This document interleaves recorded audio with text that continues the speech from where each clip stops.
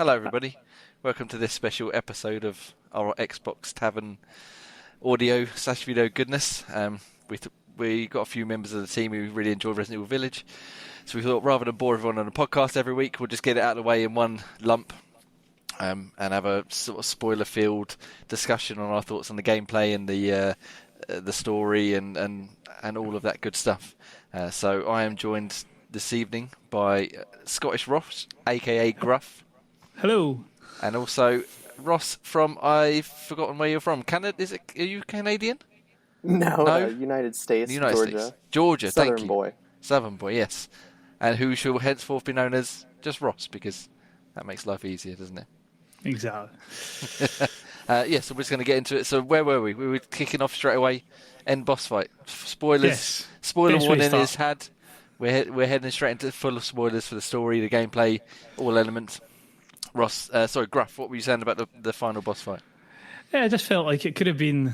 It wasn't the worst boss fight in the world, but it didn't seem particularly. There wasn't like it was like an end boss type mechanic. It was just shoot something that you seen glowing and hope for the best. It was kind of like, I felt like they could have done a little bit more to it. Either had it in different, like more stages that had different mechanics to it, or just make it a little bit more taxing. I didn't feel like when I was playing it, like I say, I was only playing it on regular difficulty the first time round, but it didn't feel like there was any challenge to it, even with like just Ethan's handgun or his shotgun. What about you, Ross? What are your feelings on the final boss? I thought all the bosses for the last few hours of the game were very claustrophobic, very small areas. Miranda was kind of weak in design compared to Heisenberg. Heisenberg was easily the coolest boss. Oh, in the yeah. whole Oh, game. That was awesome. Just for a sheer visual spectacle more than anything. Yep. I was convinced that would be the end, and then we'd sort of meet Miranda, that cutscene that plays out afterwards, and I thought that would be where they left it. And I was like, well, that's a pretty good boss fight to go on, but it's a bit weak that we didn't actually get to sort of come up against her. And then obviously we end up going through bits we'll talk about and get back to the boss fight. So carry on, please. Were you guys expecting the plot twist for Ethan being dead? I didn't really foresee that, but they foreshadowed it like at bits and pieces in the castle and earlier. Yeah. I didn't see that coming at all. No, not. It completely caught me by surprise. Again, as you said, they foreshadowed it, and it makes sense. Whether that was their plan all along, I don't know. But it sort of, now you think back on what happened in 7 and what happened throughout Village, I should say. It makes sense that he was actually infected with the mold, and that's how he keep coming back and that's how he reattaches all of his limbs that he loses constantly. What about you, Gruff? Yeah, I think it was like you were saying. It was sort of hinted at the first time that the tall lady takes this like a taste of your blood and that he's going stale. Yeah. Hinted at where everybody kept on talking about how his body was special. So I think there was definitely prompts telling you that something was different with Ethan without going sort of full disclosure on it. So when he did eventually do the whole starting to fade away once Miranda passed, as much as it was like, oh, Ethan's going to die, it wasn't a massive shock. Yeah, I was quite surprised that they killed him, then brought him back just to kill him again so quickly. Yeah. I thought that maybe they might have had, although it was, as you said, he was tied to Miranda's sort of essence, as it were, and was it the I can't remember the word now. Megamycete. Yeah. Something like that. He was sort of tied to that when that was dying, he was falling apart at the seams. But yeah, I thought they might have used Resident Evil logic to be like, ha, here's a vaccine or a antidote, and just take this quickly, and you'll be fine. I did quite enjoy that they still didn't show his face, even when there was like full front on camera shoot. He just had his head held down the whole time. I wonder if that might be because when they come back to the next one, he'll appear as like a mutated version, and we'll get to see his face, but we won't know who it is until someone says, "Oh, Ethan Winters," as they were so fond of saying throughout the game. Ethan Winters. Yeah. So curious to see how they're going to do the next one, though. Go on. If they're going to be doing it with the daughter, like she obviously has abilities, so you can't see her being the main protagonist in the next game because they'd be pretty overpowered if she's got all these abilities that are similar to Miranda. Yeah, if she's as special and as they say. And what year would it even be for if Rose grown up And they're kind of hunting her. What year would that even be? It's like, what, It's 15 got to years? be at least, Yeah. like you say, at least 15, 16 15, years. 16 years, I would say. Which She was means only a Chris Chris is baby. an old man by then. He's going to have some grey hair. All the regular casts are going to be old or dead, or they'll probably still be handy, but they won't be in their prime anymore. But You got to imagine that Chris has got some sort of mutation. That's what I was expecting, something along those lines as well. When after See, they with that- revealed Ethan, I thought perhaps Chris had, because of the way he was acting, either he was a doppelganger or he'd been infected as well or something. I'm sure they've all been infected at some point throughout the games. Thinking back on it, but yeah, It's when you've seen that artwork for it, and it was like half of Chrissy's face was normal, and then half it had like the lichen look.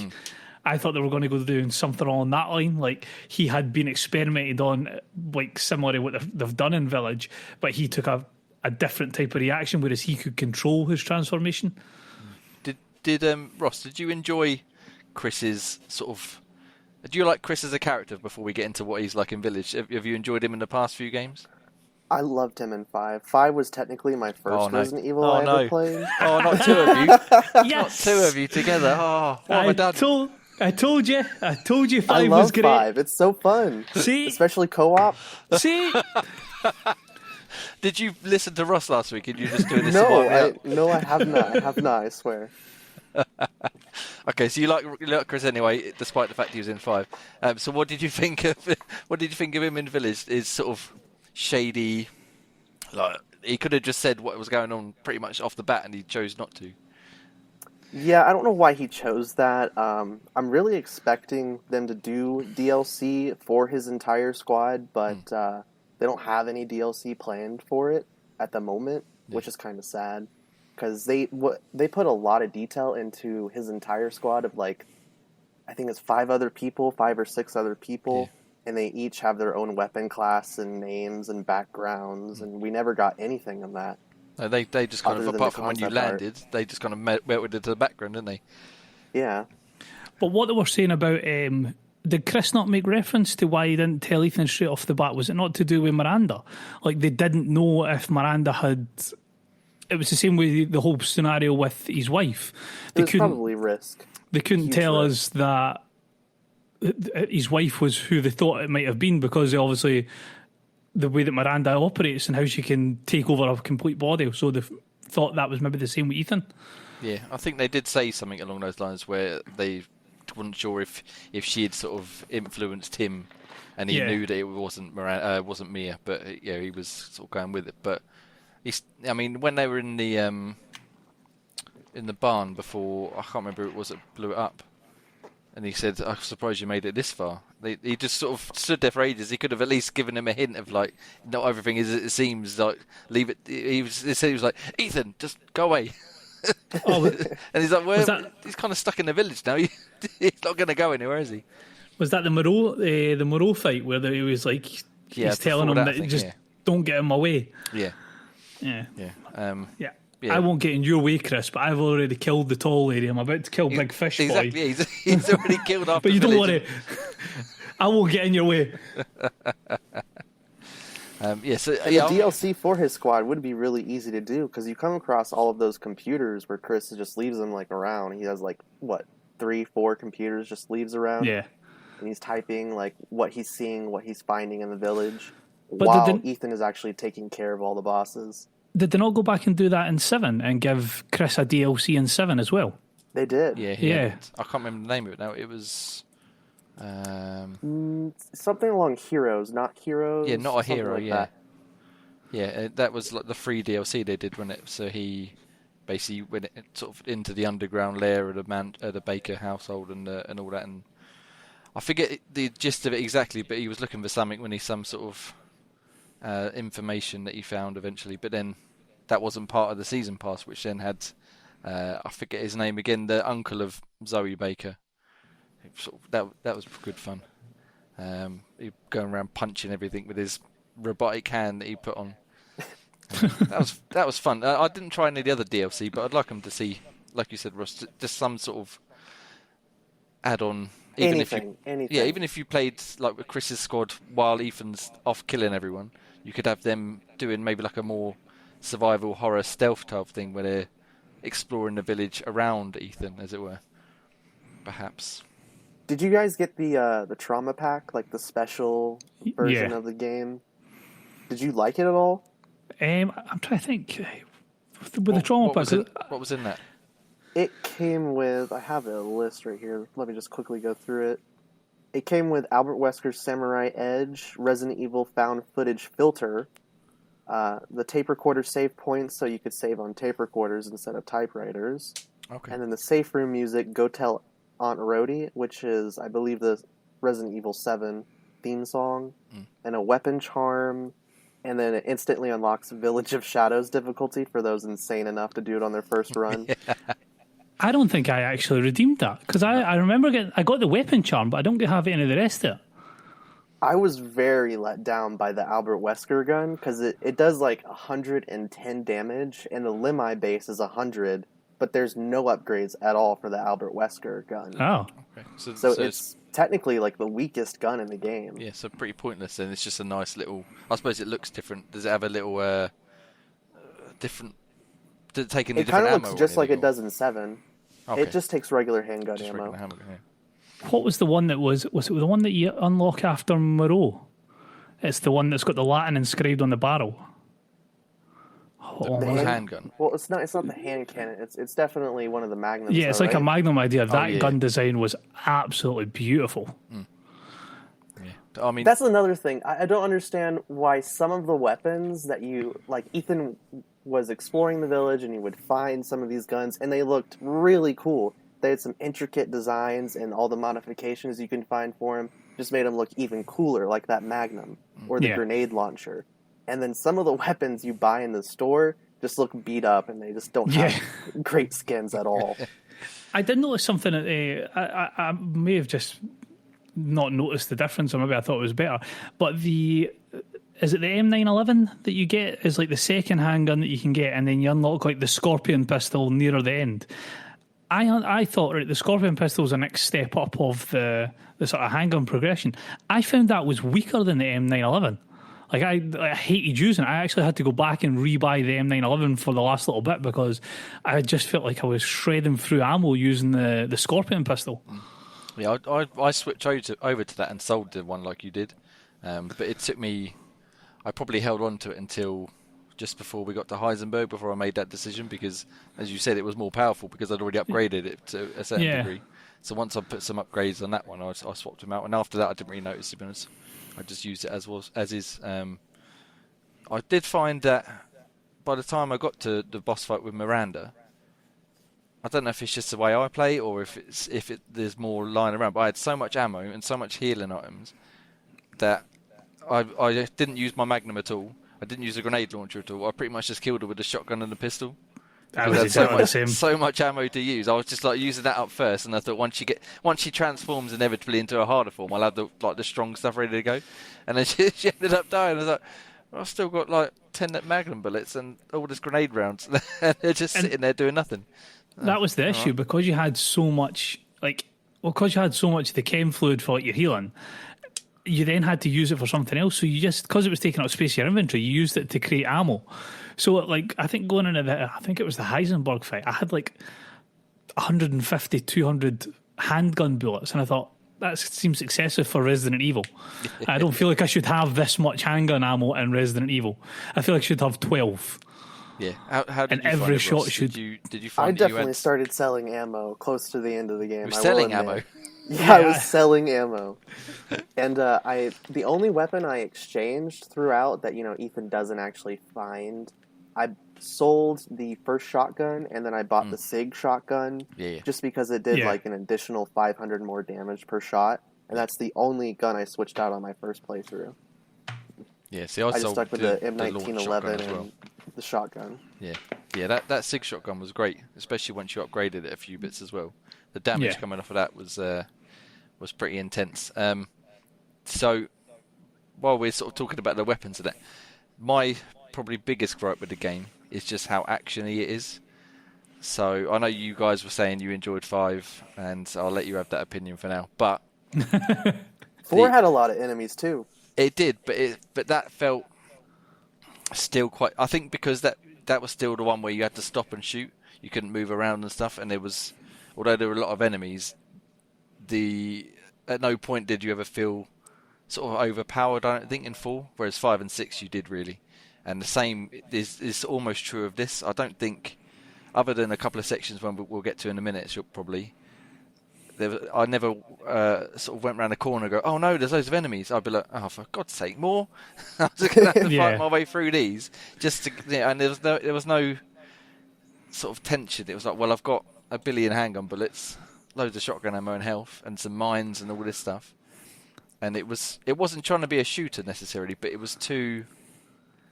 I'm trying to think of the way to phrase it. It was just too... Like, here's a set piece with enemies. Okay, now you've killed them. All right, now you can walk for a section. Oh, here's a set piece with a load more enemies. Okay, now you've killed them. And there was no, like, tension, what could be around this corner? It's like, well, it's going to be a room full of enemies again, isn't it? Or is something big is going to appear and I'm going to have to run away for a bit and then fight in a bit. It's kind of the feeling I get when I play, like, Gears, too. And it's like, you know what's around the corner. More enemies. Yeah. Yeah, but then in Gears, like that's its bread and butter, which is why I love it, because you go to a thing and this is like a massive, expansive room, and you're like, right, shit's going to go down here. Let's get ready. Whereas in Resident Evil, it's like, I just want to, like, I don't know, I just want it to be slower paced. Like, the beauty. Yeah, like 7, where I think I said in my review, there's when we were exploring the Baker Mansion, no matter how many times I went through the corridors and the different rooms, I never ever felt safe. I was like, something probably could be around here, and like the audio work and the occasionally an enemy would appear and it would be like a big deal. Whereas here, enemies were just flying at you left, right, and centre, and you're just like bang, bang, bang, bang, and then I never ever, well, apart from one bit again we'll get to, was never really like, I'm frightened to open this door because I don't know what's behind it. It's like, well, there's going to be something that I've got to shoot in the face, and I think 10 of his friends. I think that like the biggest criticism I can have in regards to like comparing it to 7 is, as you're saying in the Baker Mansion, every time you turn around the corner you didn't know what to expect. And it was like I was saying on the podcast, I feel like they did 3 different types of horrors and they done them really well. So in the mansion, when you were in the main part of the mansion, you didn't know if the daughters were going to appear and you didn't know if the lady was going to appear. And they did that well, but the problem that I had with that is it was consigned to just the main part of the mansion. As soon as you were anywhere else other than the main part, or if you went off into one of the side corridors, like off the main hall, so like close to her bedroom, they didn't follow. It was like they hit a wall, and then that was like as far as they could loiter. They would loiter around the rest of the hallways, so if you ran out into them, you could get caught.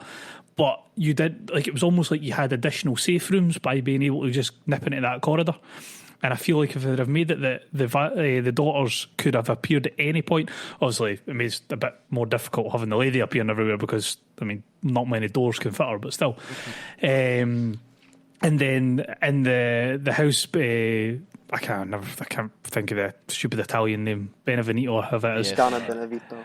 Yeah, that was peak how it should have been. That's the standard they should have aimed for the rest of the game to be. Because that place was fucking terrifying. Excuse my French.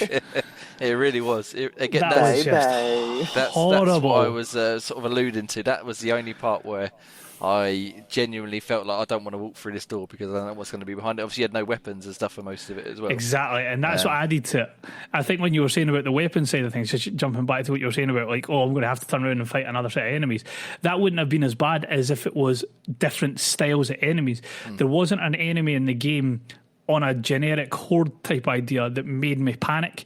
The Lycans, as much as they moved a wee bit more irregularly, they didn't move very fast paced. Vampires were one big swing of whatever melee weapon they had, and they were basically defenceless. And then what else was there?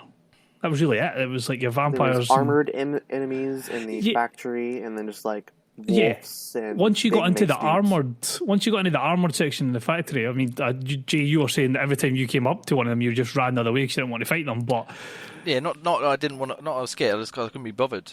Yeah, because I knew I was just like, well, I'm going to fight you, and I'm going to get like 500 lei or something for it. So I might as well just run past you for now. But then I ended up to get myself turned around, come back and fight him anyway. So, I must have just done it in the first place. But that was the first real time. Like, see, once you started getting to the upgraded versions of those guys, that was the first time I really felt like, oh, this is a bit of a challenge fighting standard enemies. As much, I know some of them were a wee bit more upgraded than others, but that was the first time where there was any sort of ones that caused me like, oh, I need to back up here, I need to sort of bring them to me. Can't just run up, shoot everybody, and then make my way to the next area. What about yourself, Ross? How did you find the general sort of combat and lack of Compared to fights? 7, I really liked Village. It was a step up for the enemy design. There was just a lot more details. Like, there's a lot of variations for the lichens of how they can look. I think there's at least like 3 or 4 different ways they can look. You know, they can be bald or have hair. And then there was like a guy on the horse in the beginning that we only saw once. We never saw him again. That's And a then good there's, point. like, a There was one dog. now. I forgot all about him. Because I was, in my mind, I had it as that big guy with the massive, massive hammer. But no, yeah, there was one on the horse, wasn't there? Yeah. But is he not drive? Because he drives them away, does he not? He does. He's kind of like the leader, and for some reason they go away. Probably Mother Miranda. Hopefully another DLC idea. But I thought it was so much better than the mold from 7 because it was very plain enemy design in 7. Graf, did you like Resident Evil 7 at all? Did you like 7 more than 8? I didn't complete Resident Evil 7. The pacing was a bit too slow for me. I like survival horrors where you actually have a chance of surviving on your own accord. So things like Outlast wasn't really up my cup of tea, but say like Silent Hill is one of my favourite game series because as much as you do have the horror elements to it, there's a chance that you can fight your way out of scenarios. Whereas I don't feel like you got the option that very much in 7. So I haven't played as much as 7 to give it a fair shot. I have just noticed, well, I've seen that it's on Game Pass now, so I think I'm going to go back to it to get a better understanding of things like the mold and how Chris comes into to interact with the Winters family. But no, I think Village did a good job of mixing the horror aspect and the action aspect. Yeah. Jamie disagrees with that, but so, I liked Village a lot more than 8. 7. 7 was kind of slower and boring, and definitely, like you said, not as fast paced. The way you move, just it being switched to first person perspective, it does have the benefit of running off of the new Resident Evil engine, and it looks fantastic. We haven't had a Resident Evil game look this good, but I don't know. 7 is just too slow for me, but I did manage to beat it, and I got like the infinite saw blade, which kind of broke the game. But it was fun. Definitely no 8 to me. See, so I'm sort of the opposite to you. So I preferred 7 because it was slower and because it was more methodical. And even though I agree with you, Ross, the mold were boring. They were pretty rubbish enemies. Just from and I didn't really like the Baker family all that much. I thought the story was kind of meh, and then the fact that they built on it on this one kind of solidifies my opinion of it being kind of weak compared to 8. Yeah, see, I really dug the Baker family, and I loved how they were kind of like in Village, where you've got the 4 lords. Each had their own section, but each were still pretty terrifying. So you'd have Jack stalking you around the house, and then Marguerite, sort of that creepy boss fight when she turns like that spider thing in the greenhouse, and I forget his name, the lad who gives you like the trials to survive. Just making it out of the room before the bomb goes off and stuff like that. I loved all that sort of stuff, and again, it was a lot slower. But going back to the mold, they were rubbish. They looked boring. They were pretty boring to fight, but as I said earlier on, it was somehow more scary, if that makes sense. Like even just 2 or 3 of them were tough to fight, even if it was a bit boring just waiting for them to shuffle towards you. Whereas in this, very rarely do you have any less than like 10 enemies coming at you at once, and even if they might be ducking and dodging and stuff, all you got to do is run up, shotgun to the face, swing around, and then carry on about your business. You might remember better than any of us. Were there like special animations for the bosses transforming into their final form, or did they also do that off screen? Because in 8, they mainly do that off screen. I'm just trying to remember if they did in 7 as well. I'm pretty sure that when Jack like reappears about 8 million times, he transforms in front of you. But it might not necessarily have been like a massive transformation. But then, I'm sure like Marguerite and that changed in front of you. But I know what you mean about in Village where, like, they'll like hide around a corner. Yeah, or like Mordeaux, when he kind of dived into the water and then popped back out and he was massive. And Yeah. well, normally you show it like it bulging and convulsing and stuff, and then become huge and be like, how much bigger is he going to get? But he just kind of ducked under, jumped back up, and then we got into that boring boss fight as well. I wasn't a big fan of that one either. No, just stalking you around the building, shooting explosives at them, and that was it. No. Yeah. I was expecting more quick time events like 4. Yeah, there weren't any, were there, in this one? Nope. I don't good. think that was one of the things I would say. Like, apart from the Heisenberg fight, I don't feel like any of the other 3 main fights were particularly impressive. I did enjoy the Lady Dimitrescu one, It was very repetitive. but yeah, that was more because it was sort of out in the open and she'd sort of fly off and fly Yeah. around you, then come back and land and stuff. But as you said, she'd fly off land, you'd fight. She'd fly off land, you'd fight. You'd fly, and it went on a bit too long. I think again, it might have just been my naff shooting, but it went on probably like 2 or 3 minutes too long for me.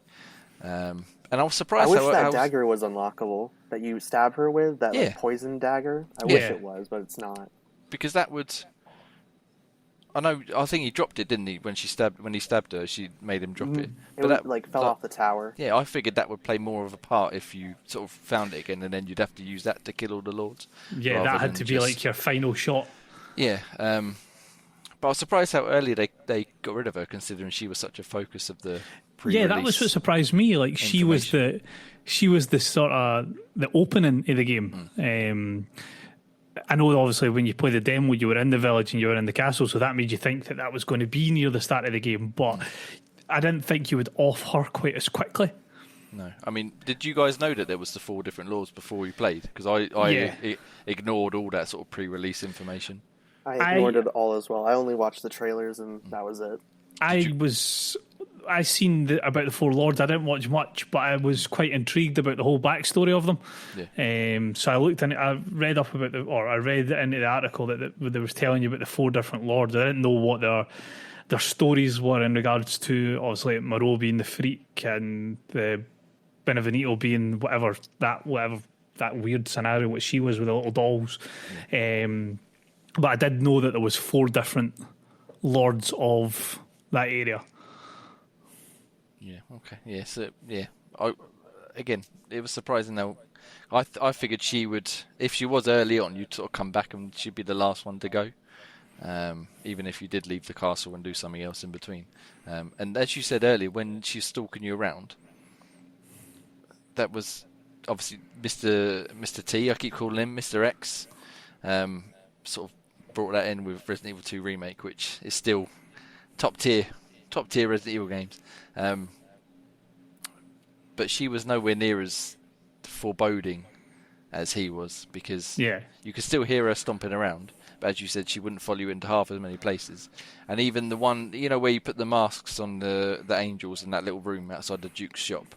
Yeah. If you went down that little corridor there, where I think you started there when you get hung up and you drop down and you come out of that room, she will follow you into that room. But all you've got to do is duck behind the sofa and then just go round, and she's not fast enough to catch up to you. Yeah. So even then I was like, oh, I'm stuck here. And then, I got out of that pretty easily. Okay, maybe. And her daughters, I know you were saying about them, I didn't see them until the boss fights. I don't know if I just ran past them or if something just didn't happen in my game, but I'd hear them occasionally, but I didn't actually see any of them until I literally had no choice but to fight them.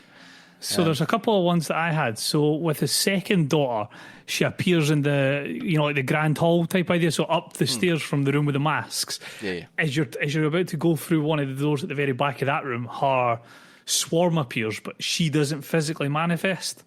Okay. So you have to run around the swarm.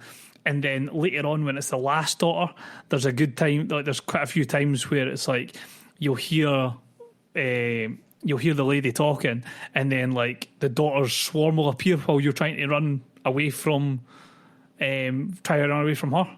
But I don't know why you didn't get as many of them as. Yeah, maybe it was just because I literally ran everywhere. I don't think apart from the Benevito mansion where it was creepy and I didn't really want to run. I'm just legging it everywhere because I'm not going to run into, any danger. So I might have just And ran those past parts were scripted too. When you were to find them, it was only when you interacted with certain parts or you found like a mask and then you would run back through the main doors and unlock a door and then she would like spawn in front of you. Okay. Those were like locked moments that happened. Yeah. I must have just legged it past them then.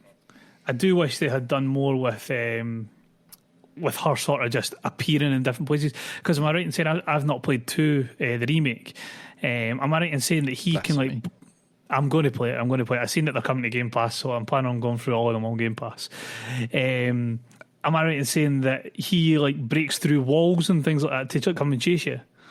Not necessarily through walls, but he will follow you pretty much everywhere in that police station, other than safe rooms, and there's like 1 or 2 other rooms he won't go in. But he's like, once he appears, he's constant, so you can hear him like stomping around, and even when you sort of think you're on the other side of the police station, he doesn't take long to get back to you. And you can hear him getting closer and closer and closer, so you have to hurry up what you're doing.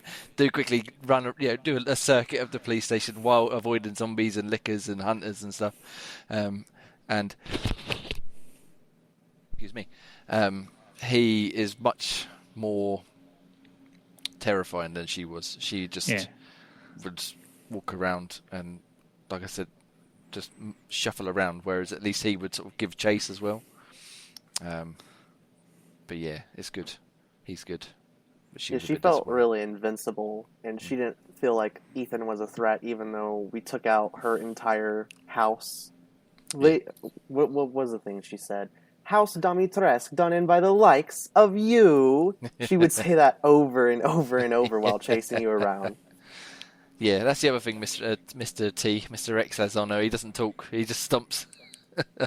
She keeps waffling on.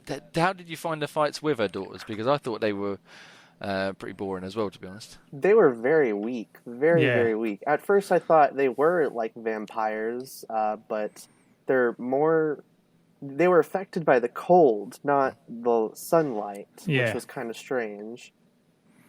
But I think it was because honestly 3-shot them with the stake. I think it's either 2 or 3-shot them on the hardest difficulty, which they're incredibly weak.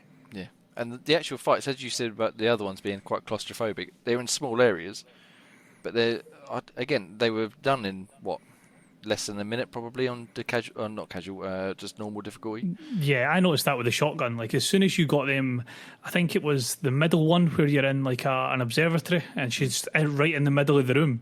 Yeah. If you get her lined up in the middle of the room the first time, she doesn't move from that spot until you've killed her, because you can just hit her that fast and it does that much damage to her. And you're sort of like, I get that you're just a mini boss, but I'd still like my mini boss to be a little bit more difficult than 5 shots. So so basically, Castle Dimitrescu was still good, but I would have liked that to have stretched out a bit further. But then obviously, now that I've played it, I know why, because they had the 4 other lords.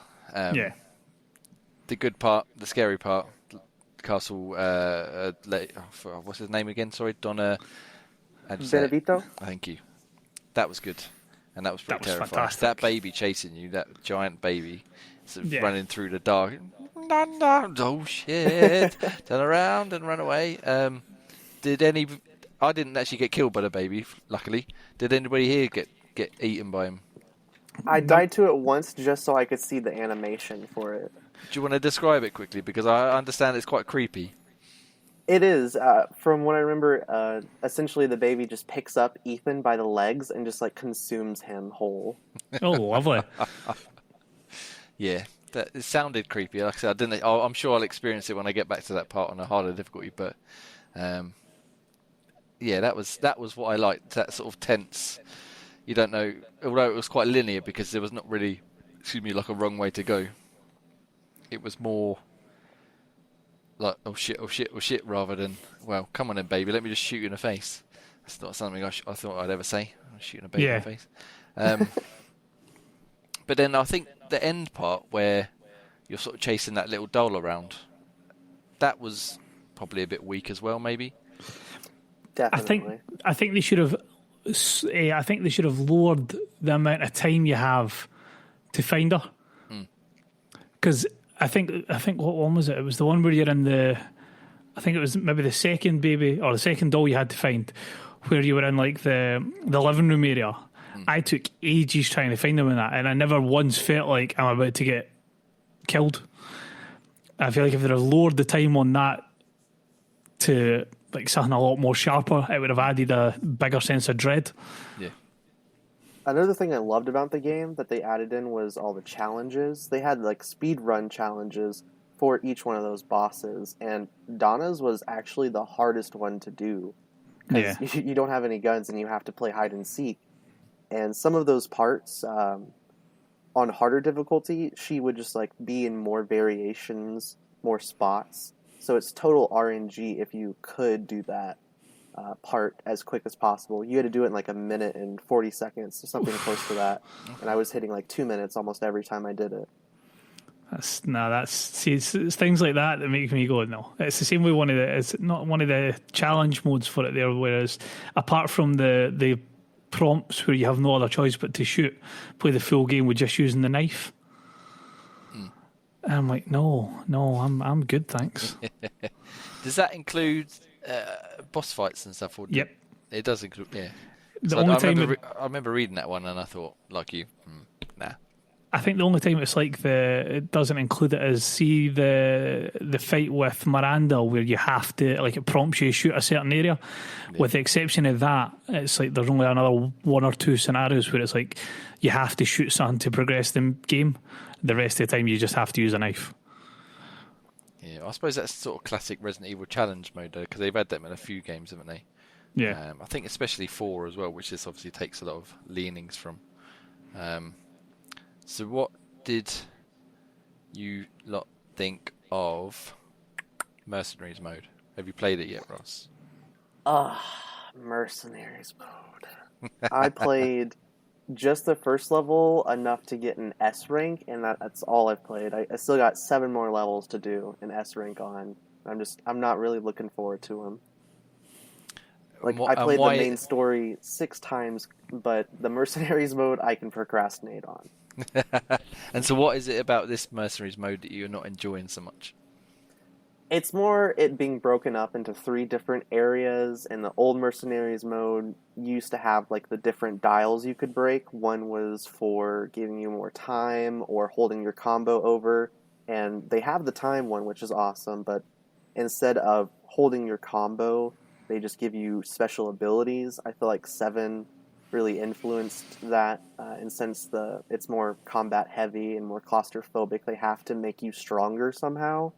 I just thought it would have been better if they kept it in one area instead of breaking it up into 3 for one challenge, so you can try and carry that combo as long as you possibly can instead of having to do 3 different combos in 3 different areas. Yeah, I'm struggling to remember the old Mercenaries. I know it's been a few games, isn't it? And we spent a good summer when Resident Evil 4 came out playing that one. But it was, again, as I keep saying, it was a lot more tense than I found, because obviously you had to stop and shoot and you had the third person camera, so it was sort of a bit more awkward. But yeah, this one I'm just not enjoying at all. I don't find the desire to go back and play it. I finished the first section, like you said. I think I've only got A rank, though, that's enough for me. And I tried the castle one, and I got right to the end. I had to stop. I went away, I come back, and the quick resume didn't work, and it just lost everything. All 4, because there's 4 sections to the castle, I think, isn't there? And I got right to the end of the 4th one, and I have to start over again. So I might try that in a week, but I'm in no real rush to get back to it. I do like the you get the upgrades though. I sort of opposite to you. I did enjoy, because you can stack them as well, can't you? So when you hit the the orb. It gives you a random choice of 3, like increase Ethan's health, increase your attack Pistol damage. master, shotgun master. Yes, Make things like that. enemies And then explode if you shoot them. that one's good, especially if you get a few stacks of that. They proper go off. But if you hit it again, I think it's 3 or 4 in each level. If you manage to get the same one a few times in a row, stack them up, and then they just get more and more pronounced. But again, like you said, then you get to the next area and the next level, and you got to start all over again. Whereas I would prefer if you had some sort of not loadout necessarily, but some sort of permanence to what you're doing. Because if you start again, you've got to start all over again, and you might not get the same upgrade offered to you. And yeah, it comes back to that action. I think it's just too actiony for me. I'd rather just horror and. It reminds me a lot of scared. like the RNG required in that DLC for 7, Ethan Must Die, where you would break some crates and you would get some powerful guns, or you might get a weaker gun, or like just a first aid kit or something like that. That was the hardest DLC in 7. See, I've got them, but I've not played that one. I've only played a couple, like is it Jack's birthday? Or Where someone's you feed birthday. him? I haven't played that one yet. And I played a couple of the other ones, just little bits and pieces. But yeah, no, I've not tried that Ethan Must Die one yet. But that'd be good if they bought something like that with this sort of more action-focused combat, perhaps. But yeah. What about you, Gruff? Have you played Mercenaries yet? I have not, no. I focused on getting the main game done, knowing that Mass Effect would be out on the Thursday, so it'll probably be on my to-do list once I've binged Mass Effect for the first 3 playthroughs. So, no, I will go back to it, though. We'll have to have a Mass Effect spoiler cast at some point. I haven't even started it yet. I got to the title screen and changed my mind and went to play something else that I can't talk about, so yeah. I might start it at the weekend, next weekend or something, but... is there anything else you'd like to discuss about Resident Evil? Any thoughts on the story or the gameplay? Come across any glitches at all in the game? It was very well polished. No, I don't think I did actually. I played on Series S, and I only had 3 moments during the entire time I played it where the frame rate just like dropped to 0, and it stayed at 0 for about 5 to 10 seconds. Oh, really? And then it just like resumed normal. It was perfectly fine. I was like, okay. It was kind of rare. Yeah, I mean... And there was a climbing glitch as well where Ethan was like climbing through windows. Sometimes he'll do it when he climbs over a staircase or something. It's just kind of weird to see him randomly climb over nothing that's actually there. Yeah. But other than those 2 things, the game is flawless. Yeah, I ran into no issues at all. I played sort of 50-50 on an S and an X. And yeah, other than the quick resume not working properly, the actual game itself was pretty much spot on. It looks bloody brilliant as well, like you said. Even on a S on a shitty hotel TV, it looked brilliant. And then I come back home and play on my nice 4K HDR screen, and just constantly blown away by it. Especially when Ethan gets his hand chopped off by Lady Dimitrescu. That was one bit I meant to ask you earlier on. Obviously, now we've finished it, we know why he was able to reattach his hand. But did either of you think, what? At the moment? I just thought, Resident Evil logic. I'll go with it. I'll go with it. What was the other one that he had? What was the other injury that I text you about, Jamie? I'm trying to think now. That's kind of basically. I text Jamie saying something about his remarkable healing abilities and how it was unbelievable, and Jamie was like, "Yeah, you've not quite seen anything yet," because he had obviously got up to the hand part. Yeah. So yeah, I was was it all well and good if. Was it the bit where he fell off the hooks where they hooked him up through the palm of the hand, and then he sort of just yanked his hand down and split his hand in half? I don't even think it was that. I think it was. I'm trying to think what it was. The only thing that confused me with it all was obviously he reattached his hand. Yeah. He healed up his hand when he got that, and he got munched on and all that stuff. But the only thing he didn't actually heal was his fingers getting bitten off. Yeah, I found that quite weird. That he had like three fingers on the one hand for the whole game, but yet he regrew the tendons to attach his hand to his arm. I suppose at least he attached his hand and he didn't actually have his fingers because the lichen ate them, I suppose. But true, yeah. and it probably And might for have the given it away. majority of the but- game, he had like 8 fingers. So I guess Resident Evil 8, they just wanted him to have 8 fingers. Yeah, there you go. Perfect synergy. But that bit was good. But I did find myself feeling like, what the fuck? Why? I mean, again, Resident Evil logic. You don't question it mostly because it's all over the place Like when anyway. he attaches his hand, it also heals his jacket too. Yeah. His jacket's completely Yeah, fine. it's exactly. That's the thing I found. I was like, oh, he managed to find a stitch to put your jacket back together. So obviously, as we said, the whole idea of that is that he's been infected with the mold when he was in the Baker family, Baker house, because he got killed by Jack Baker pretty much at the start of the game. Is that right? And then Very close to the beginning. That's yeah. how That's he what they ended say, yeah. That's how he ended up sort of healing himself and surviving everything that he's been through, which I thought Who's was a it- nice sort of way to tie it together. Who is it that tells him that? Miranda, yeah. Miranda tells him that he dies right at the start. It was Evelyn, wasn't it? And while he was in limbo after Miranda Yeah, that's what it exploded was, his yeah. heart. Yeah. Because that's obviously one way to go out, where she literally rips his heart out of his chest, Rips your heart out, yeah. pops it, and then just leaves him to die. And I was like, well, they've killed him now. That's fair enough. He was never the most exciting character. And then we learned, he'd come back to life, and then eventually end up kicking the bucket anyway. But yeah, it was a good way of tying it together. I think him being And they infected tied with the in mold. Africa or Yep, Resident I Evil noticed 5, that as well. right? Yep. And they That was a lengthy mention file. they mentioned somebody else as well. I can't remember what his name was. One of the originators from the original Resident Evil Spencer. games. Oswald Yeah. Spencer, yeah. Yeah. So he'd visited Miranda 100 years ago or whatever, and was impressed with their work. So that's how Umbrella became to be, because the logo that you saw everywhere, that was sort of the original Umbrella logo, and then he took it and made a company. Yeah. One thing I was confused about, and I've had a look at like a wikis and stuff afterwards, and it didn't really seem to explain it. When Chris appears, so I'm going to ruin the end of 7 for you now, Ross. Gruff. That's sorry. okay. When Chris appears at the end of 7, his chopper is labelled Umbrella with like the blue umbrella. It isn't is. It's Blue Umbrella. I was confused by that too. But then in this game, they're called something. Let me go. I've got it here. BSAA? BCAA. BSAA is from Resident Evil 5, which is what he set up Yep. with. That's like Shiva. Shiva, and that's their thing. Where do you go? Hound Wolf is his group. Is what his group's called. But there's no mention of Umbrella again, and I was confused why they changed it from like the blue umbrella to this Hound Wolf, and why the BSAA, who because when they're attacking the village as Chris, the BSAA arrive as well, don't they? But it actually turns out that they were bioweapon soldiers. They weren't the actual BSAA. They'd sort of sent in zombies basically to fight. And they also question, like, why is the BSAA here? Yeah, because they're not working with them anymore, even though that was sort of Chris's organisation.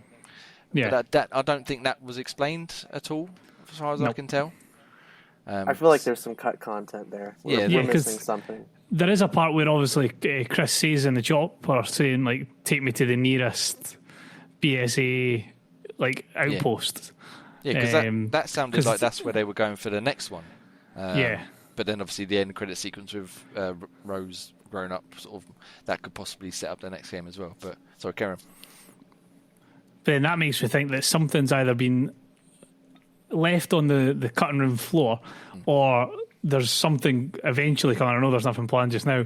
There's something eventually coming to explain what that's about, whether it be like an interactive story, like something like not Resident Evil, like Mass Effect do. So it's like Mass Effect 1.5 is what it gets called. Basically, it sort of fills in the blanks between 1 and 2. But they do need to explain why the BSA was there, what happened when Chris went and speak to them, and what if they're using bioweapons as soldiers, where that all came from. Yeah, because their whole thing is the sort of the bioweapon, like, and police, as it were. I can't think of the right word, but they solve bioweapon problems. They don't use bioweapons. Yeah. So I guess maybe 9 or whatever it ends up being called, might sort of have a split timeline. Maybe we'll play as Chris dealing with the BSAA, and then we'll jump forward to Rose dealing with whatever is going on there, perhaps.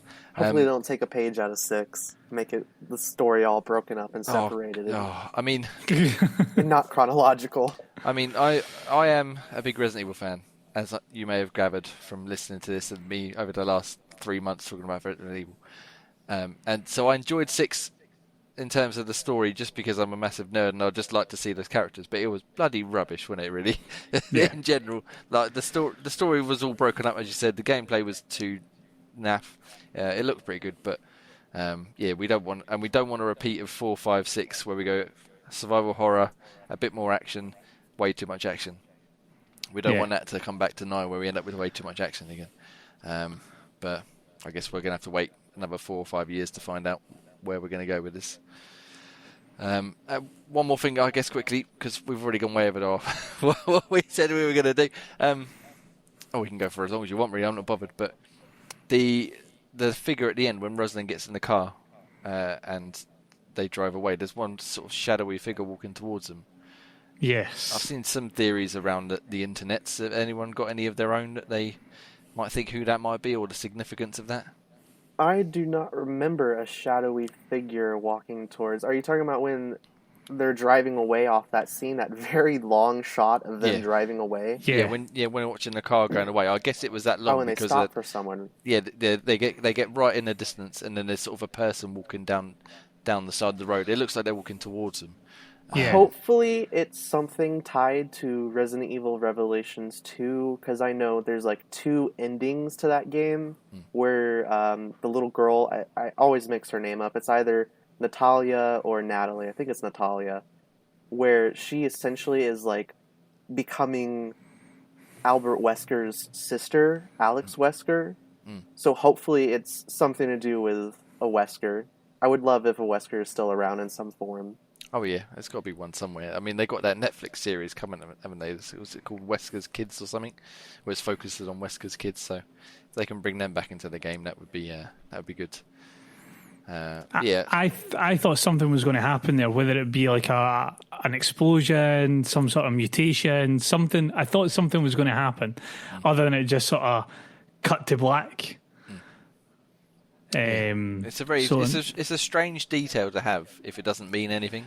Yeah, because there was no one else around, and if it was something to do with the car that went to pick her up, you'd think that they'd showed like whoever it was getting in, or they'd be nearer. But the only person so far away. Yeah, the only other person that was even mentioned in that sort of scene was the sniper, but it wouldn't be the sniper. That doesn't make any sense for it to be them.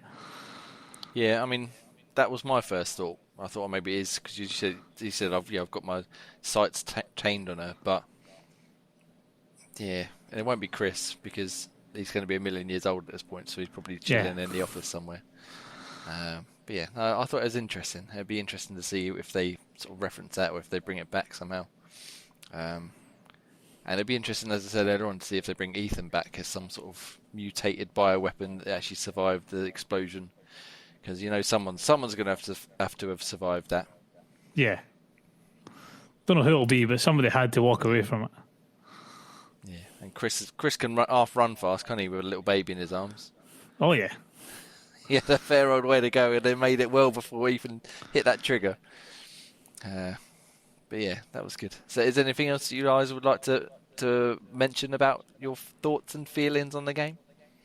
I only have one other thing to mention, and it's the hidden treasure throughout Village. And I'm not talking about the treasure that's highlighted on your map to like, go here, get this treasure. Like the little gems that are hidden. The classic Resident Evil hidden treasure. I loved that. Yeah. Are you on about the ones that you have to shoot out off the ceiling and things like that? Yeah, you have to look around, and it was nice that you could check your map to see if the room was highlighted blue, because if it was, you're good, and if it's red and you've got all the items, then there's probably a hidden treasure in there somewhere. Yeah. Did you find many of the nodding goats kicking around? I missed them for about the first hour and a half of the game, because when you first come across it, it says about like they offer protection for the village. So I thought if you shoot it, it maybe increase the encounters you might have. So I thought, right, I'm going to leave it and try not to break them. I was thinking that too. I would love to see someone do a playthrough where they don't destroy any goats of warding at all. And then I seen that it was actually a trophy to kill, like to shoot the goats of war, and I was like, oh god damn it. I only found maybe like half of them on my first playthrough. Some of them are really well hidden. Yeah. Yeah, I forgot about to look for them really, as I always do. I never really bothered with those sort of things, but I found a couple early on, forgot all about it, and then I found one, I think in the Moreau section, and I was like, oh yeah, I forgot about these little guys. And then that was pretty much it. So I only found maybe 5 or 6 in total. I don't know how many there are, but I'm pretty sure there's a lot more than that. There's 20 total. Oh, is it? Oh, okay. I wouldn't do too bad then. And I felt like there was like 30 or something bobbleheads in 7. Yeah, there's a lot normally more a lot, in 7. a lot more, and same in Resident Evil 2. And I'm sure there's a lot more than 20 odd Mr. Raccoons or whatever it is in 2. But yeah, but overall, I enjoyed it. Too much action, definitely. Loved it. but it was very good. It looks good, plays well. Yeah, just a little bit more tenseness in the atmosphere would have been nice for me. I don't know where I was going to go with that. Yeah. Anything else, Gruff? You got anything else to add? Like I say, I really enjoyed the game. What I would say is I would have preferred to have more House Benevenito than Moreau section. So if you'd have sprinkled a lot more of the psychological horror and the atmospheric horror in, I think you'd have been looking at a masterpiece. Whereas how it finishes just now, it was just a really solid game. Yeah, 100%. A lot more of the Benevenito stuff, please, in the next one. The Chris bit at the end, I think, probably could have been a little bit shorter as well. Maybe. Yeah. Trying to use the epoxy laser thing to target the things while everyone's attacking you at once, and it's like, I get what you're trying to go for, but no, just no. We could have done without that and just got to the boss fight in the underground and used it there. That was fine. That was fine. I liked that part. That was a good boss fight because it was like just so on top of you. Yeah. He takes like 100 knives. It is the most insane amount of health. Yeah, he was pretty kick-ass. But again, Chris was so overpowered. I think even that fight, although it went on a bit, it was there and it was fun. At no point did I think, oh shit, I'm not going to do this. Yeah, because we just smashed it out. But yeah, good. Okay. Well, if you're all done, are you done? Or we could talk for another 4 hours if you like. I'm quite. We could talk about the game all day. Yeah, it's very good.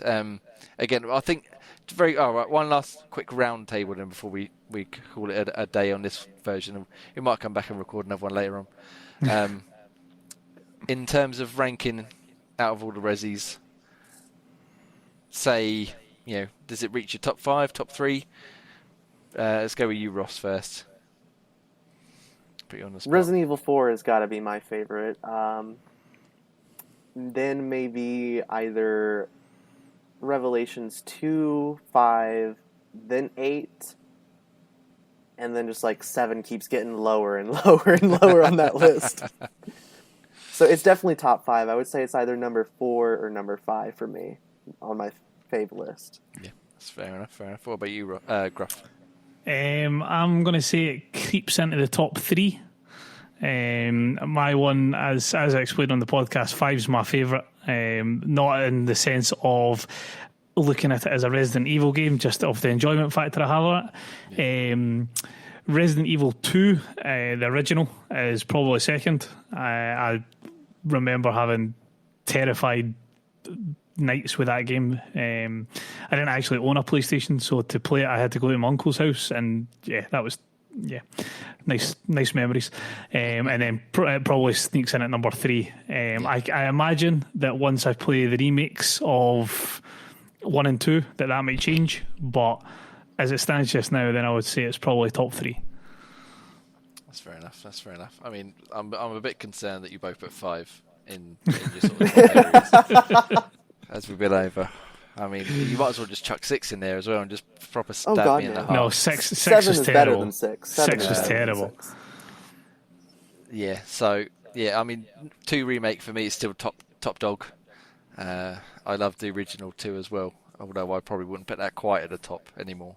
But yeah, I'd go 2 remake, sorry, then probably 4 the original, and then I'd probably put Village maybe number 5, number 6 after 7, and probably after when I say the I mean the original remake, and yeah, including all the spin-off ones, it just gets even more complicated. But yeah, it's definitely not top 3 for me, possibly top 5, but then I love them all, so I'll play it again, no doubt, and I'll even play 6 again one day, and 5.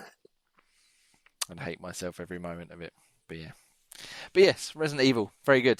I've just got to wait another however many years. Are there any of you got an Oculus Quest 2 at all? Are you interested in the VR version of Resident Evil 4? I will probably. I probably will. I've not experienced the Resident Evil in VR. I recently got a Quest 2, so I'm no doubt it'll be a nice little entertaining night with me and the missus as she watches me playing it on the big telly. See, I'd like to try it, but I don't really want to have to buy a Quest 2 just to try it. So what about you? Yeah, I don't own any VR gear at all. No. So I don't know if I'll be playing that, but I remember people playing 7 in VR, and it looked really cool, like even more claustrophobic. It was, I mean, I've only done the first, just before you get put to the dinner table with the Baker family, so I'm not very far at all, but even though I know what's coming, it's still pretty bloody terrifying. Yeah. Which again is what I like, but I just haven't had the time to get back to it. But yeah, VR, good, but that's not for Xbox, so boo. But yeah, so anyway, that's been our Resident Evil Village discussion / spoiler / save everyone else sanity from us waffling on for an hour at them. Thank you, Ross, and thank you, Gruff. Thanks very much. And yeah, perhaps we'll do another one of these down the line when we talk about some more Resident Evil games. Hopefully DLC. Hopefully DLC, where they Fingers explain crossed. Who that figure was, how Chris got there, the BSAA, and all that other good stuff. Yeah, so we've been the Xbox Tavern crew, Resident Evil style. You'll follow us on at Xbox Tavern on Twitter. Go to the website xboxtavern.com for all our written stuff, including our Resident Evil 8 Village review. And yes, thank you very much for listening / watching. Bye. See you later, folks. Thanks. Bye-bye.